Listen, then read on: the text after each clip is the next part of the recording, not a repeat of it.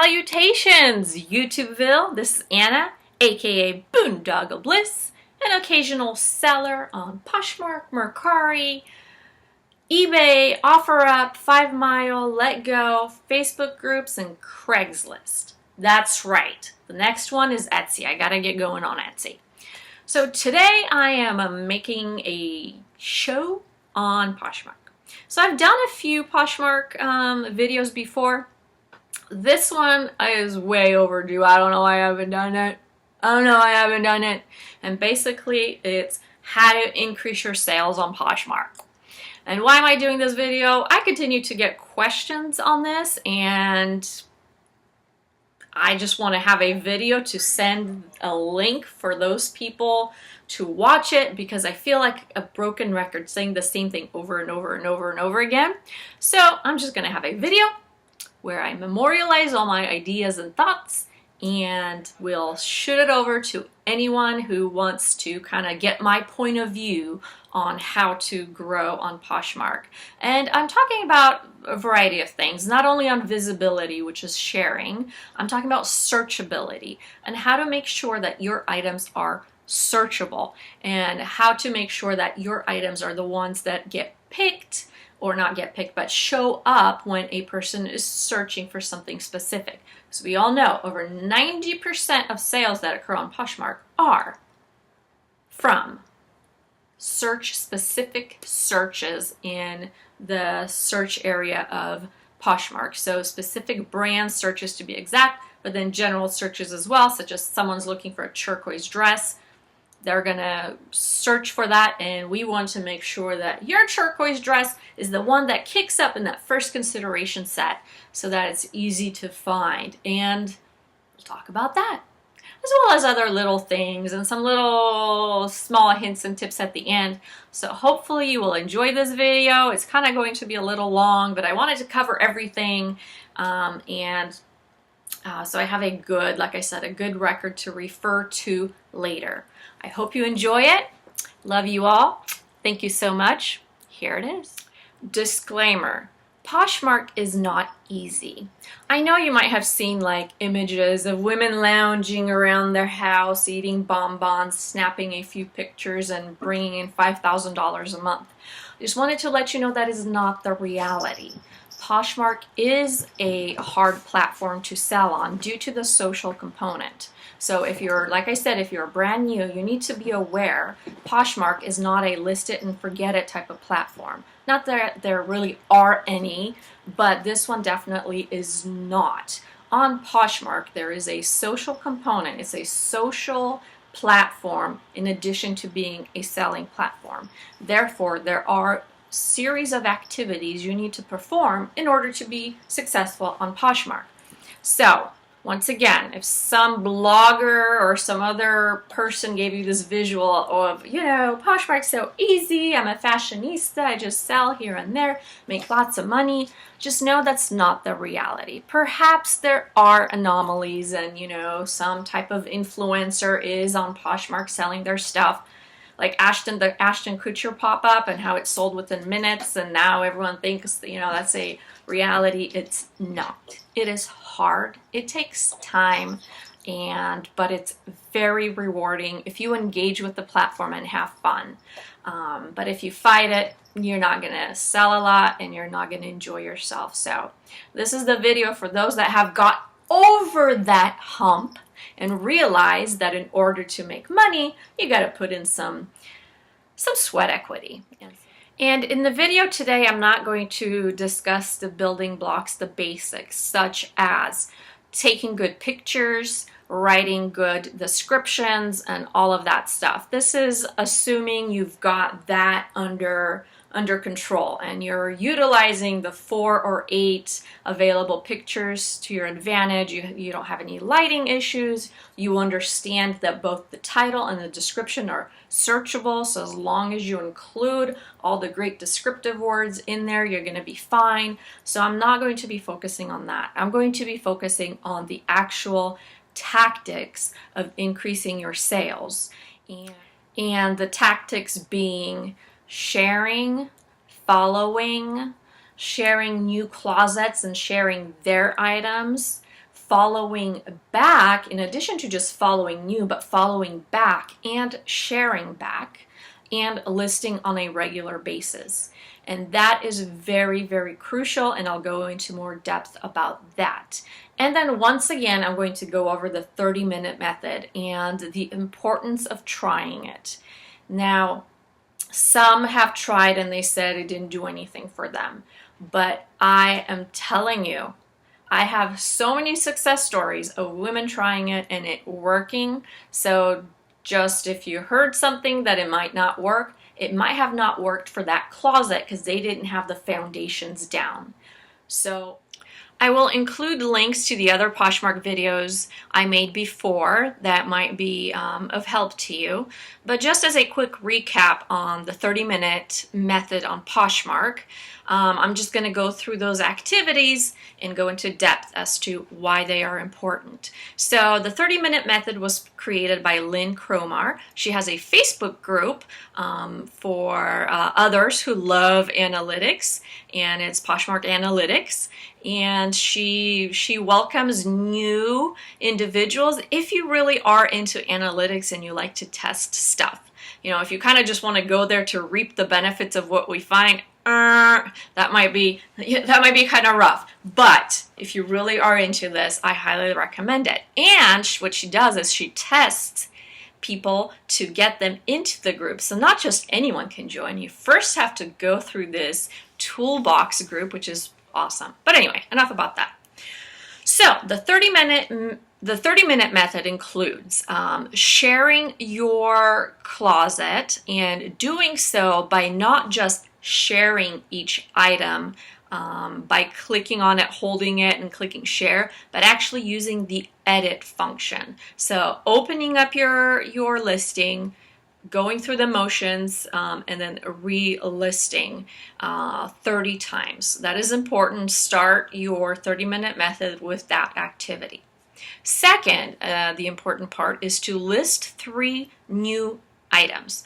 Obviously, you can list more, but for the sake of time and kind of keeping it within the 30-minute mark, list 3 items. Now, you guys know what I do to speed up that process. I have all my listings already in MERCARI, so when I perform the 30-minute method, I just hop into MERCARI, copy things over, and have 3 listings. If you do not have the 3 listings ready, what you can do is delete one of the listings you had and redo it as new. I know some of you are concerned that, oh my God, I'm going to lose my 6 likes.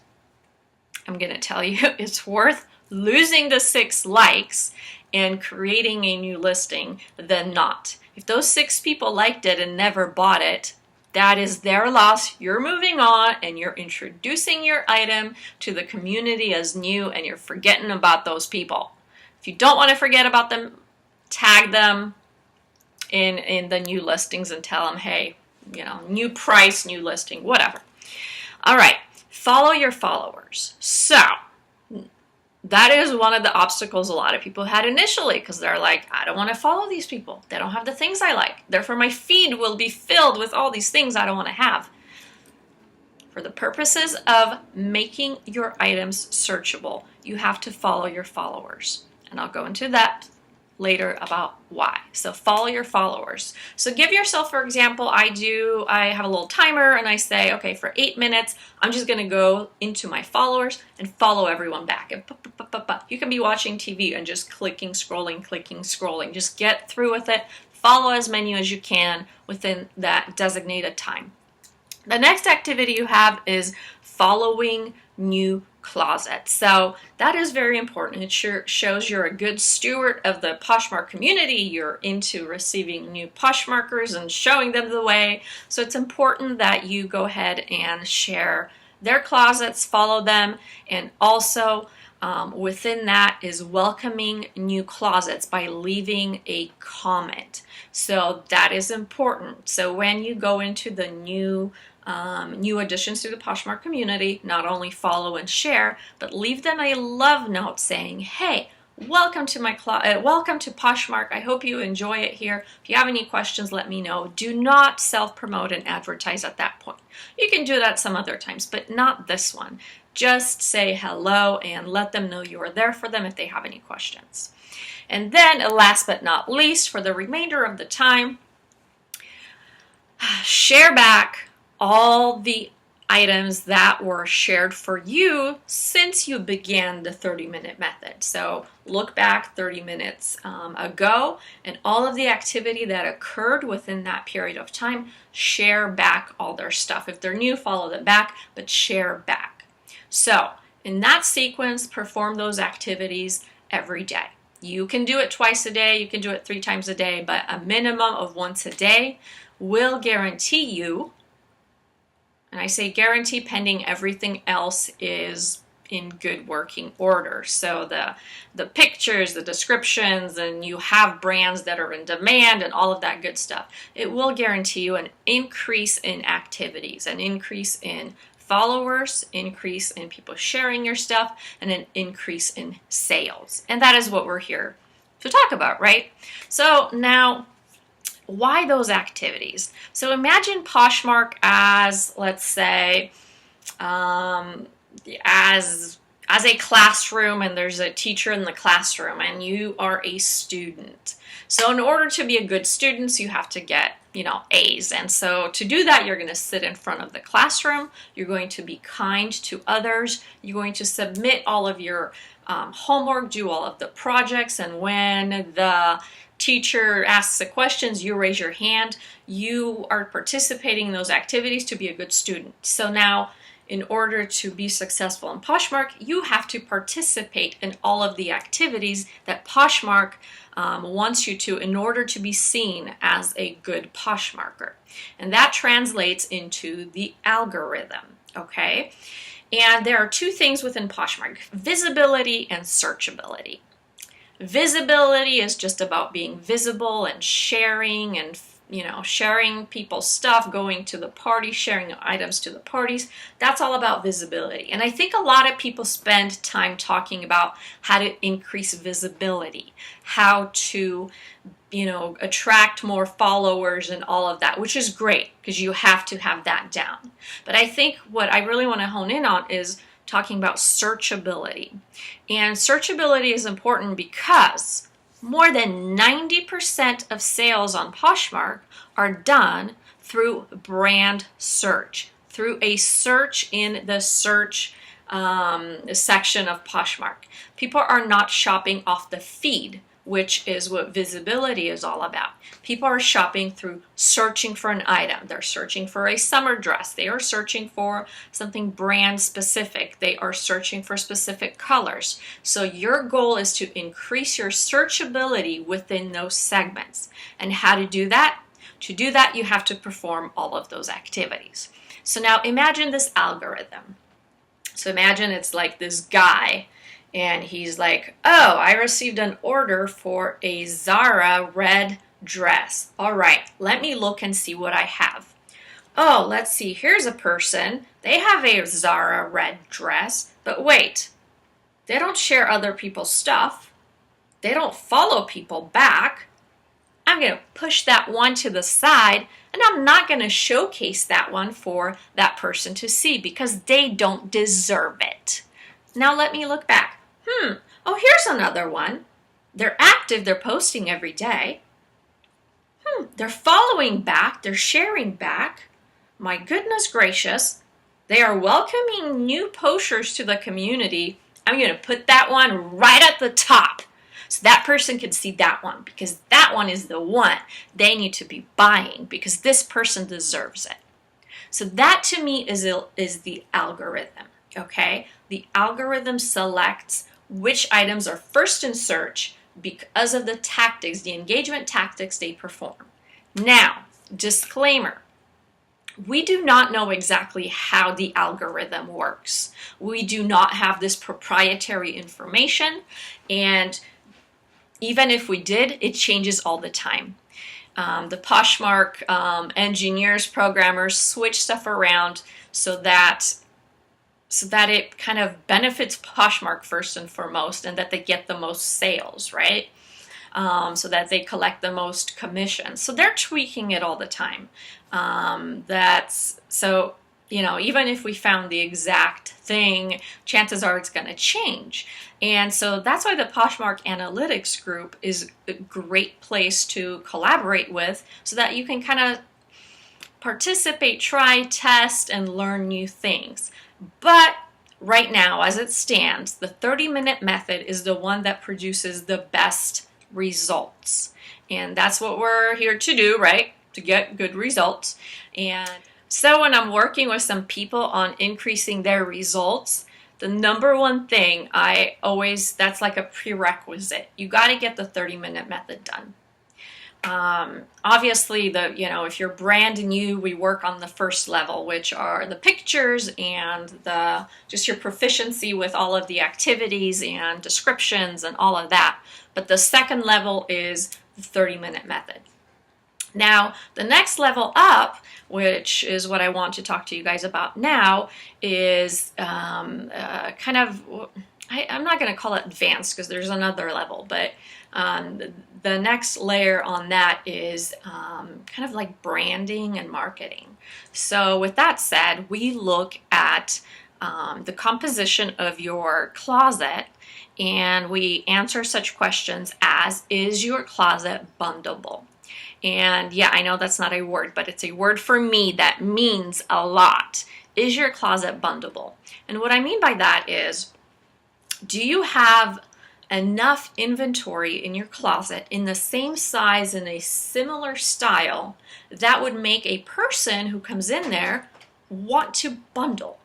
So if you have sizes all over the place and brands all over the place, but not anything in a similar style, you're going to still get sales, don't get me wrong. But if you want to increase your bundles, you gotta have to have some volume around some items. So for example, if you're selling a Free People little crochet sweater, size extra small, do you have any cute little things that will go underneath it in extra small? Do you have any anything else so that an extra small person shopping for boho, Free People Anthropology, can bundle a lot at the same time?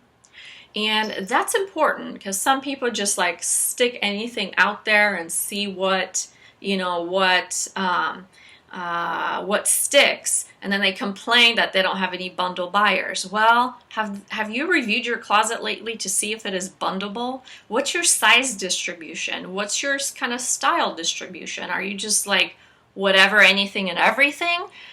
So there is kind of a method behind it, and if you want to increase your bundles, that's what we would be talking about. So that's your takeaway. See if your closet is bundleable. If I'm extra large, do I have a lot of stuff to pick from that is similar in style, or is it just all over the place? So next up is branding. Now, branding also dips into the kind of really the next layer of stuff, but branding is something that will set you apart from others who are doing the same thing we just talked about.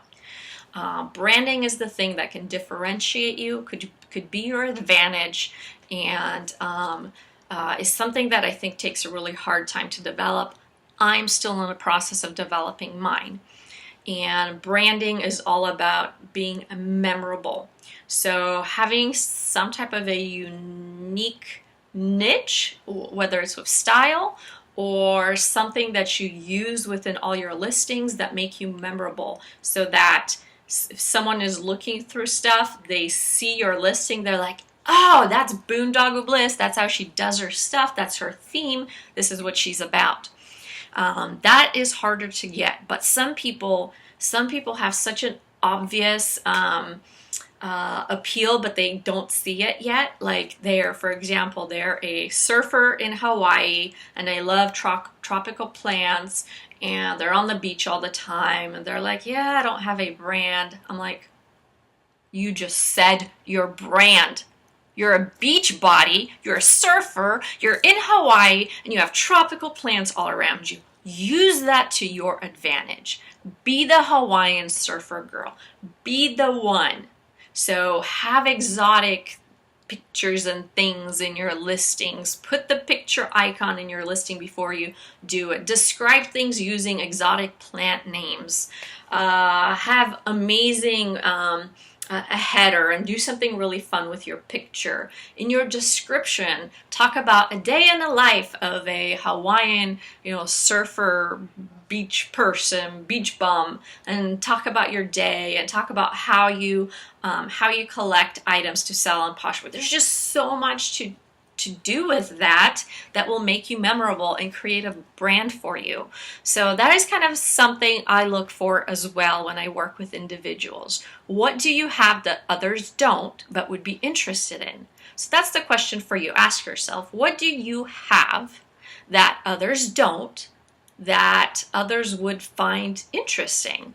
And it's hard because I don't know if a person can really answer that themselves. I think they need others to tell them, perhaps, but if you know, great. If you need others to help you, ask family, ask friends, ask the community, and I'm sure they will find something. I just recently had a lady, and she might be watching this video, so I'm not going to say too much in case she doesn't go along with that.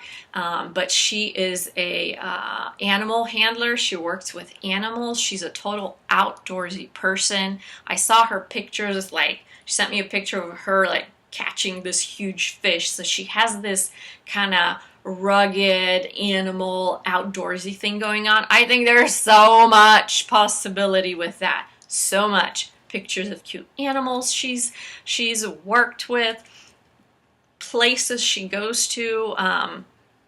The potential is huge, and people love animals. Who doesn't love little animals? So I would recommend get inventory with animals on it. Do a creature feature in your closet with lots of cool sweaters from Target, The Limited, Gap, whatever, that have animals, and be known as the animal lady. You can do stuff like that. The sky is the limit. After that is the recommendation of being social and networking outside of Poshmark. There are many groups on Facebook. I've met people on Quora and Reddit who do Poshmark and want to engage and share stuff. So if you join a group, know that there are activities that you will perform that will help your closet, such as having a little sharing party thing. So what that would look like is a lady in the morning would post, hey, I have, an hour or two, I want to increase my shares.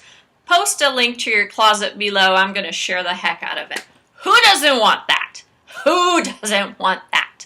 So join those types of groups to increase your visibility. Once again, visibility, not necessarily sales, because that is completely in your control by performing those activities I talked about. This is a increase of visibility type tactic. Now, in addition to joining groups and networking with people and participating in that, also go find big Poshmark sellers. So people with 250,000 plus followers. I found one that was 500,000. I found one that had 600,000 followers who share a lot. And chances are those people have some kind of a organized group that they share people's names to a party. So what that would look like is that person, just as soon as there is a party invitation sent out, that person would copy and paste closet names that they like and say, hey, party hostess, go look at those closets. They have a lot of cool things they would make for a great host pick. And just the act of being on those kind of group posts by a popular Poshmarker will aid you in your visibility, because people will say, oh, so-and-so posted they recommended these closets. Let me go look at them and see what they're recommending. So You see what I'm saying? There is a lot of opportunity in that.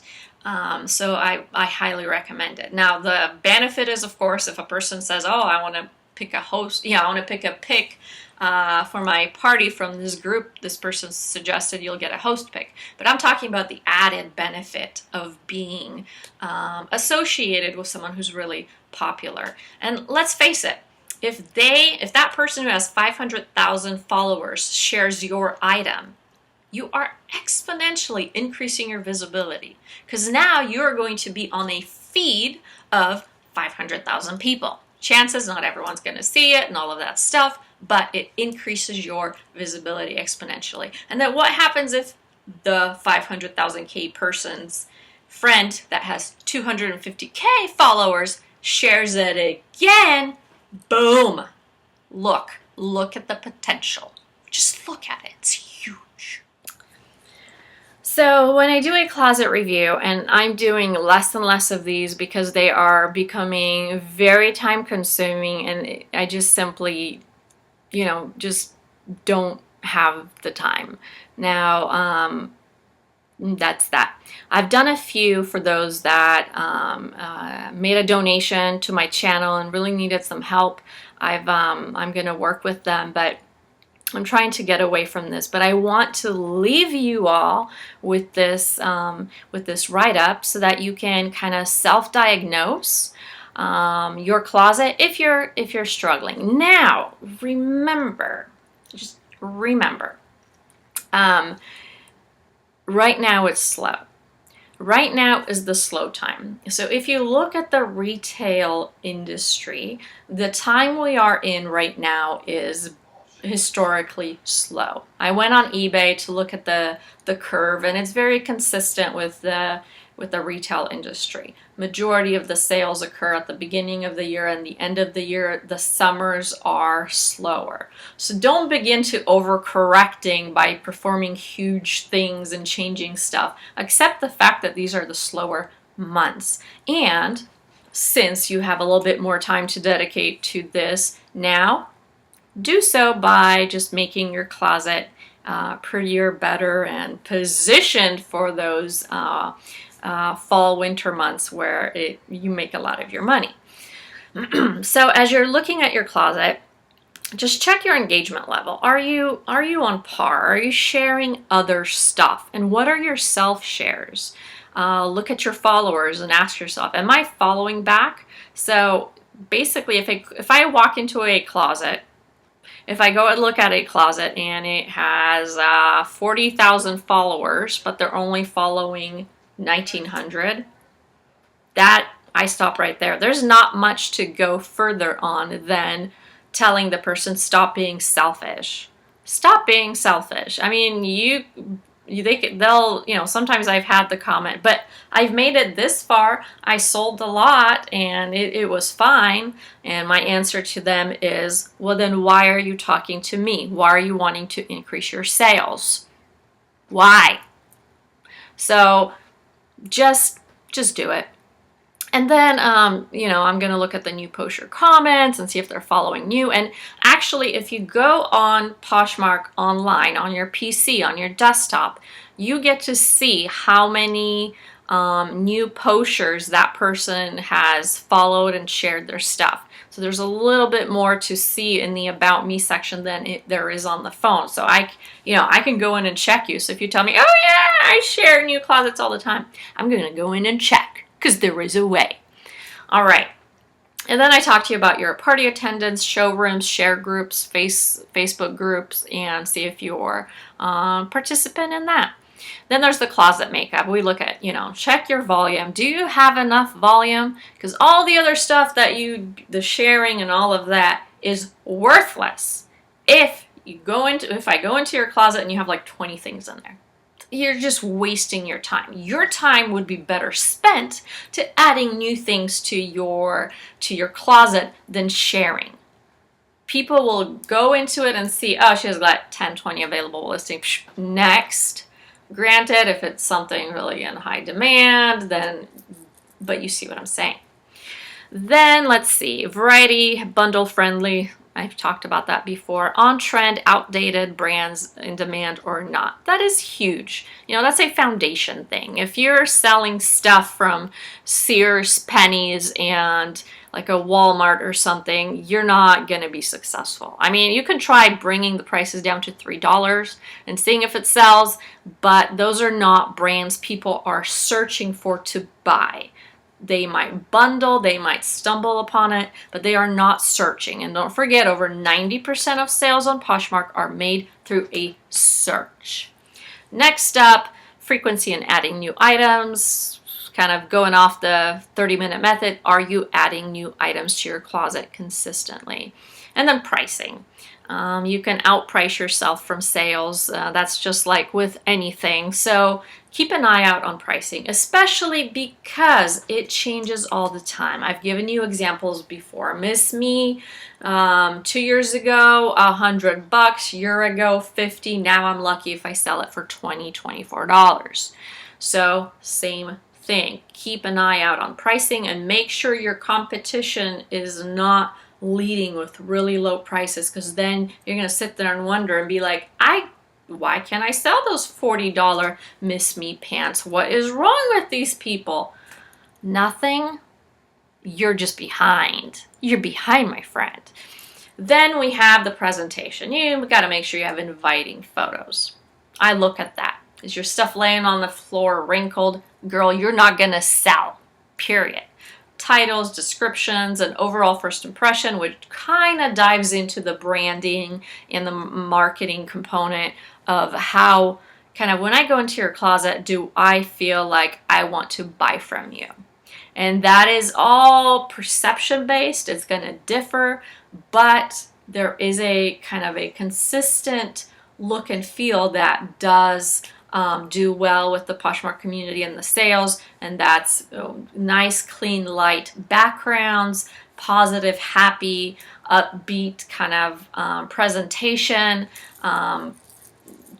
We can talk more about that. I can, I've looked at closets and in 5 minutes told you, yeah, this is not going to work out. Your pictures are dark, your backgrounds are scattered all over the place, or you have too much crap in the picture because you're trying to overstyle, and when I look at it, I don't really know what you're selling to begin with, and your description down below sucks, so I'm out of that closet because it's too much work for me to buy something. So you need to make it clean and crisp and make it unforgettable. That's the goal. Let's see, and then this does not pertain so much. I talk with people about their customer service because I think it does play a role in somehow in the algorithm and just your presence on Poshmark. I just don't know how yet. So people can't see this information, so it's not like it's visible to them and they say, oh, I see that person's rating. They are like 3 something, so I'm not going to buy from them. I'm not referring to that. I'm referring to this person has a low rating. How does that impact them being discoverable within searchability with the algorithm? That's the one component I do not know about. I would like to know, but I do not. For the most part, I try to make sure that people are reaching that level and being in the top 10%. I think the top 10% indication is what matters. As long as you are a top 10% seller, top 10% this, top 10% that, you are clear. And if you remember the guy who's looking for the Zara red dress to showcase to the potential buyer, as long as all of that stuff is good and you're good, they'll showcase that dress. I think perhaps if you are low on those things, that dress may not be shown, even if you perform all those duties. Don't know that. It's hard to test, but that's what I'm talking about. And then marketing and branding. And so that's more into, what kind of sales are you running? What kind of promotions? How do you utilize the social media around you to send people to your closet? What do you do to draw traffic in to your Poshmark closet? So that's something I would discuss as well. And then the next level up And so let's review the levels. There's the beginner, we talk about foundations. There's the, level 2, which is you have a lot of stuff in your closet, you kind of got all your crap together. So when we talk about, you guys remember the searchability, visibility, and all that. And then there's the third level, which is taking it to the branding, the niche, the finding a specific market. And then the fourth level is, I call it the stylist level, level 4. And that's really embracing your stylist and beginning to really style the clothing with outfits, talking about suggested ways to wear the specific items you're selling, and perhaps saying the following things would look magnificent with this item. They are being sold in my closet, and then they listing them and saying, if you want to bundle any of that up, I would love to create and style for you. So those people that really want to embrace their inner diva stylist, that's level 4. That's like becoming a hardcore Poshmark fashionista, and I think that's fantastic. And there's a great opportunity for those out there to embrace that. I don't see a lot of people really fully engaging with the tools, with the recent updates Poshmark has given to us in terms of the closet styling stuff. And I think if you jump on that real hard and you really love fashion, you can really stand out. But being a full-blown stylist is really going to kick your business up a notch. Here's another food for thought. If you have a lot of lower priced items in your closet and you kind of want to attract some people, I recommend doing some retail arbitrage. Go to your local TJ Maxx, go to a local Marshalls, Nordstrom Rack, Saks off Fifth Avenue, and invest in a few pieces that you know are selling well. To give you an example, I bought a Tory Burch belt with a little fanny pack, leather, gorgeous, camel classic. I knew these were in high demand. People were looking for different sizes. So I bought it on sale for $49.99. Okay, $49.99. I'm going to look it up real quick just so I'm quoting the correct number I sold it for. But the reason why I did that is I wanted to draw some people that look for those brands. I wanted to draw them into my closet. And second of all, I wanted to have a brand named item that currently there are parties for. So as you know, there's a Tory Burch party, Kate Spade, all of that. I try to infuse my closet with some of those brands so that I can participate in those parties and reach that market of shoppers. So going back to doing some retail arbitrage, it's scary. It's definitely a scary thing to do because you're going to pay up and you're worried you're not going to get a return on your investment. So that's not going to happen overnight. You have to be more entrenched into what people are looking for, what's popular, what's not. But I recommend take the risk once in a while. Pay up for something. Even if you're going to just break even, I think it does have benefits. So let's see. Tory Burch sold. Let me check real quick. Sold. Here we are. So I paid $49.99 and I sold it for $189 minus 20%. You can see that is a very strong return on my investment. And there are several other pieces like that. I decided to just take the plunge and get them, and it did go a long way. So that's yet another tactic to do if your inventory is kind of a certain level and you want to bring in some people into your closet, and then just once in a while just really take a look at your closet, look at the composition. If you did a pie chart, would it be just mostly 80% t-shirts? Would it be, skirts, dresses? Are you a well-rounded Poshmark seller? Do you offer a little bit of everything? Like I said, always do a size distribution. See how bundable you are, and that goes a long way. Then last but not least, I want to talk to you about kind of semi-scooping, semi-stocking kind of thing that if you have some time you could invest into. It sounds kind of bad, but if you're an inquisitive kind of person, what you can do is you can go into your Poshmark app, go into that last tab that gives you all the options to go into your closet, look at your closet stats. There is a thing that says find people. And you can find people by city, by this, by that, but you can also find people by brand. And so what that does, let's say you pick Tory Burch and you search by Tory Burch. It's going to bring up the closets of people that sell those types of brands that have that available. So then kind of stepping back, I have a Tory Burch dress and blazer set.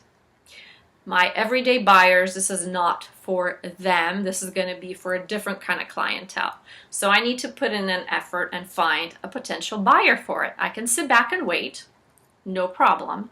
Or I can go in and look people that sell Tory Burch and then go into, and this is the scooping stocking part, go into the section about them and go and look up the past reviews of people that have bought Tory Burch.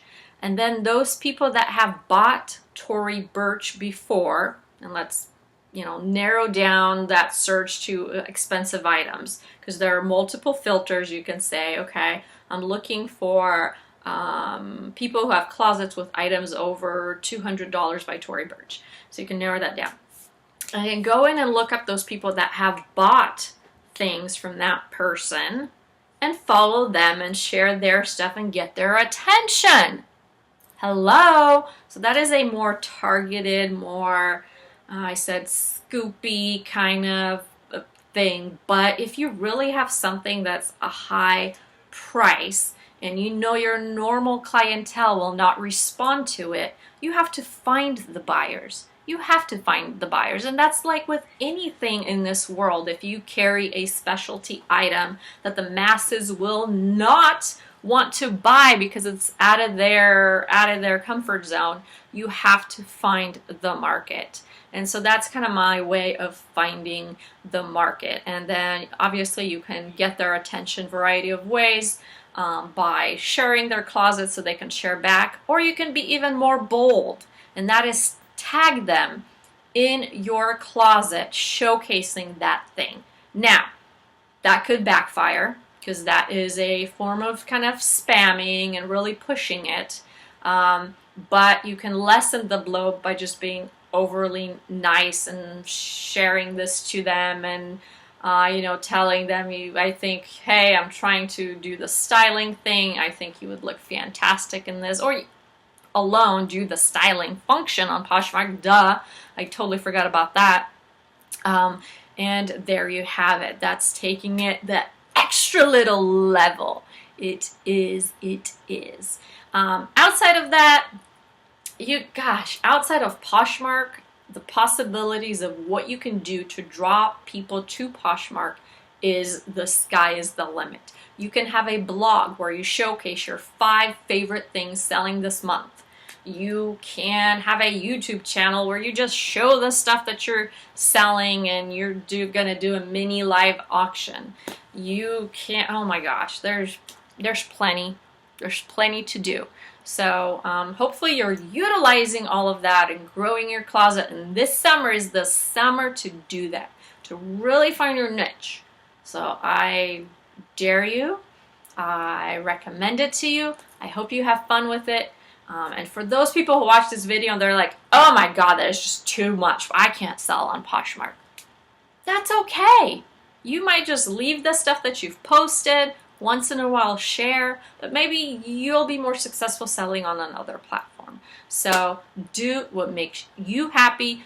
Do what you have time for, what you love, and enjoy it. Enjoy it. Bye, everyone. Thank you so much for watching. Love you all.